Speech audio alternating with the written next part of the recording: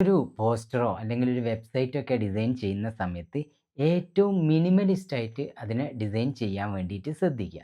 Minimalist design എന്ന് പറയുന്നത് നമുക്ക് ആവശ്യമുള്ള കാര്യങ്ങളെ മാത്രം ഉൾപ്പെടുത്തി വളരെ ലളിതമായിട്ട് ചെയ്യുന്ന ഡിസൈനുകളെയാണ് മിനിമലിസ്റ്റ് ഡിസൈൻ എന്ന് പറയുന്നത്. മിനിമലിസ്റ്റ് ഡിസൈനിൽ നിങ്ങൾ എന്ത് കാര്യമാണോ ആളുകളോട് പറയുന്നത്, ആ ഒരു കാര്യത്തിനെ അവർക്ക് വളരെ കുറഞ്ഞ സമയം കൊണ്ട് വളരെ കൃത്യമായിട്ട് മനസ്സിലാക്കാൻ സാധിക്കും. ഒരേ സമയം ക്ലീനും വ്യൂവേഴ്സിനെ ഇംപ്രസ് ചെയ്യിക്കുന്നതുമാണ് ഈ ഒരു മിനിമലിസ്റ്റ് ഡിസൈൻ എന്ന് പറയുന്നത്. വളരെ കുറഞ്ഞ ടെക്സ്റ്റും അതുപോലെ തന്നെ വളരെ കുറഞ്ഞ കളേഴ്സും വളരെ കുറഞ്ഞ ഫോട്ടോസും ആണ് മിനിമലിസ്റ്റ് ഡിസൈനിന് വേണ്ടിയിട്ട് ഉപയോഗിക്കുന്നത്.